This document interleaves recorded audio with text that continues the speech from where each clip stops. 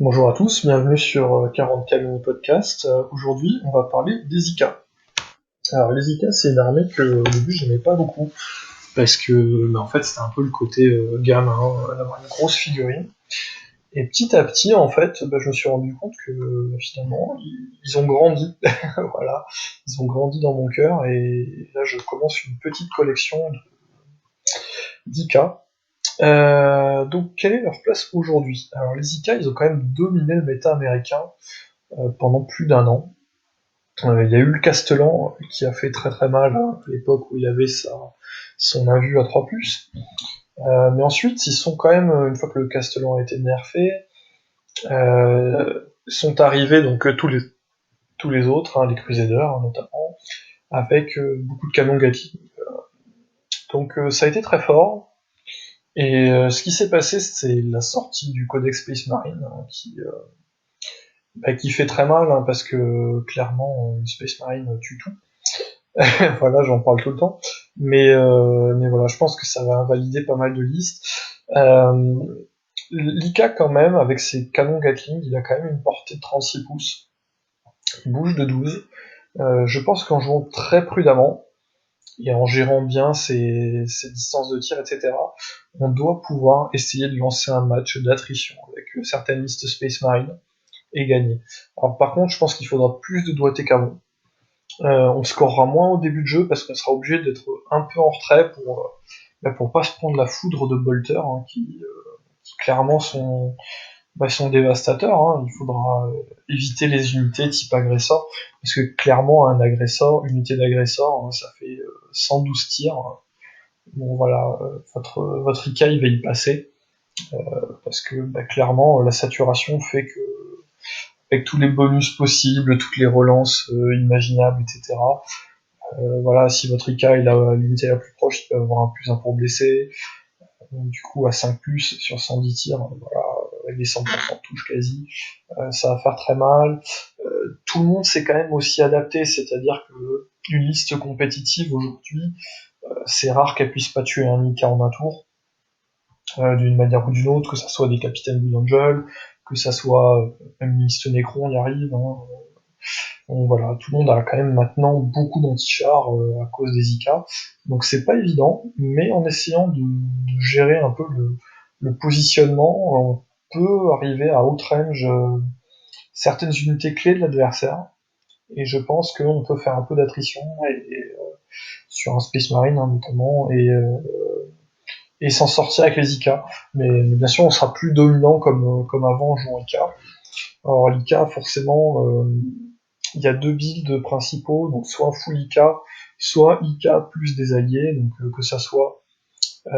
Aujourd'hui, je pense qu'on pourrait mettre un petit bataillon de Sion qui serait en FEP et qui arriverait à des endroits où les IK peuvent pas trop aller, qui pourrait tuer des unités clés en fond de table de l'adversaire s'il fait mal ses bulles. Ça serait un build. Il y a l'Admech qui est classique pour faire la ferme ACP. Je pense qu'on peut aussi le jouer avec de la Deathwatch aussi. On peut faire une petite association IK plus Deathwatch. Alors forcément, on n'aura pas forcément beaucoup de figurines sur la table, mais bon, si vous jouez IK, je pense que c'est le concept.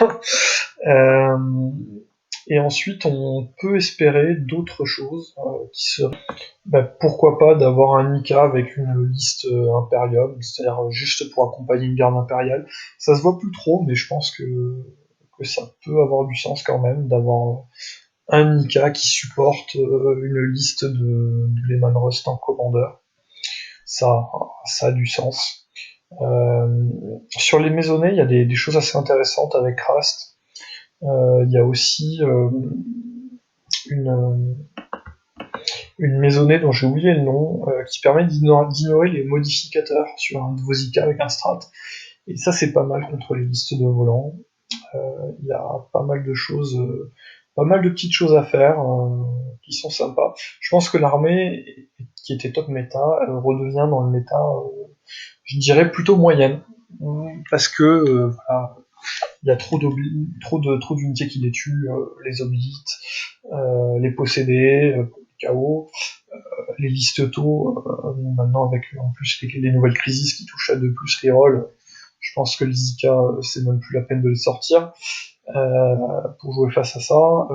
Voilà, l'IK va avoir quand même un peu de mal, mais je pense qu'en étant bien associé, peut-être avec voilà, moi je vois bien une Deathwatch avec 3 unités de Deathwatch, les QG qui vont bien, et puis 2-3 IK derrière.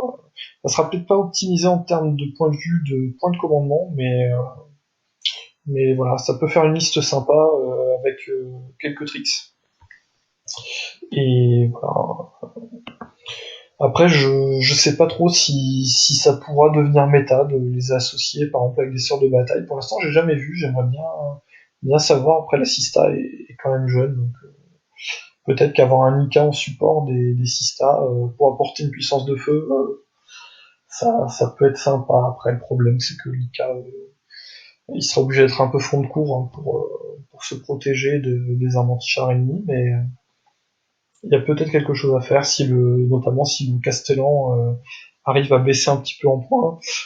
Pareil, c'est une des armées qui va attendre, je pense, beaucoup du Psychic Awakening, qui va pas arriver dans trop longtemps. Donc voilà, je pense que dès qu'on pourra jouer au mois de mai-juin, il va y avoir, on va revoir des IK sur la table. Voilà, ben bonne journée à tous.